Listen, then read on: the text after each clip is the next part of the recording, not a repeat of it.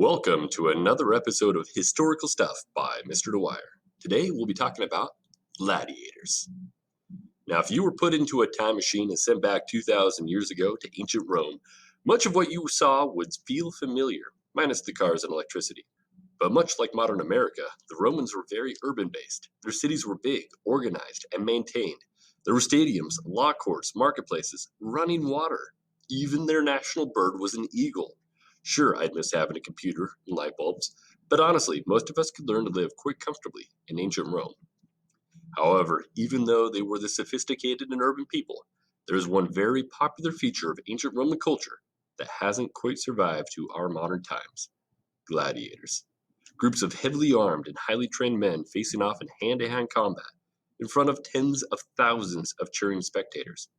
How could such a sophisticated people take such pleasure in the mass slaughter and butchery of the arena, and on a regular basis? It would seem made up if not for the massive amounts of physical evidence left behind that prove it really existed. And it's not just from the city of Rome. The remains of ancient amphitheaters where gladiators fought are found all over the former empire. Written evidence suggests that gladiatorial matches were originally conducted with funerals. The first recorded gladiator shows took place in 264 BCE and were presented by two nobles in honor of their dead father.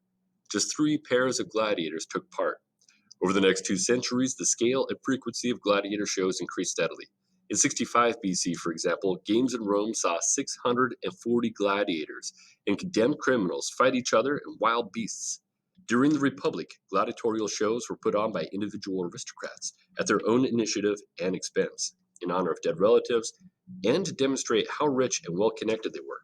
For example, it would be easy to find hunters killing Italian wolves, but the guy who could bring in lions from Africa was clearly more impressive. It was a sign that guy was well-traveled, rich, and had impressive connections. That's the kind of guy you want to elect a high office. By the start of the empire, the religious and commemorative elements of gladiatorial shows were eclipsed by the political ambitions of those putting them on. In fact, the growth in the opulence of gladiatorial shows was largely fueled by competition between ambitious aristocrats who wished to please, excite, and increase the number of their supporters. And it worked. The mobs of Rome loved the games. The first emperor, Augustus, recognized that ambitious politicians would gain the support of people with the gladiatorial games, so he limited Rome to 2 games per year, with a maximum of 120 gladiators per show. That's 240 gladiators battling each other. That is a lot of gladiators. And remember, there were arenas in all corners of the empire. Every day of the games was a full day event. Here we have the remains of the Colosseum. In its heyday, up to 80,000 spectators would fill the seats for a full day of games, which occurred in 3 parts. In the morning was a beast hunt. The animals would be displayed and then slaughtered. Animals might kill each other, or hunters might come and kill them. After the animals were killed, it was lunchtime. If you stayed in the arena or ate there, you could watch the executions of non-Roman criminals. After the executions were over, the gladiators would be brought into the arena. And this is where the games could get very interesting. This drew the biggest crowds. In the arena, you might watch single combat between 2 gladiators duking it out in elaborate costumes in front of the cheering crowds. Or you might have teams of gladiators come out to fight other teams of gladiators in massive melees that would turn bloody in a second. Dozens would enter. Only few would survive. Staged battles from Rome's history were more expensive and difficult to organize, but reflected well on the politician who could bring them together. Though you knew who won the real battles, in the Colosseum, nothing was certain except chaos and death. And in the end, the emperor would get to show his power by having the last say whether a subdued gladiator would live or die.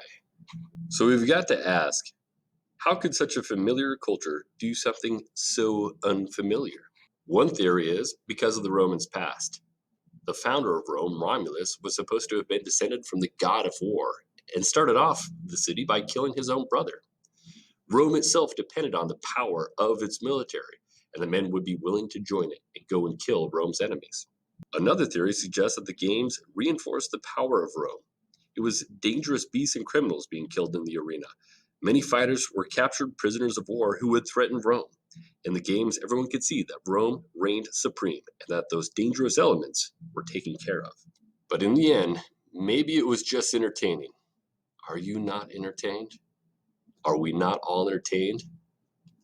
And in that respect, maybe this gladiatorial combat isn't that unfamiliar to Americans after all. After all, don't violence and entertainment overlap in our society? Just some food for thought.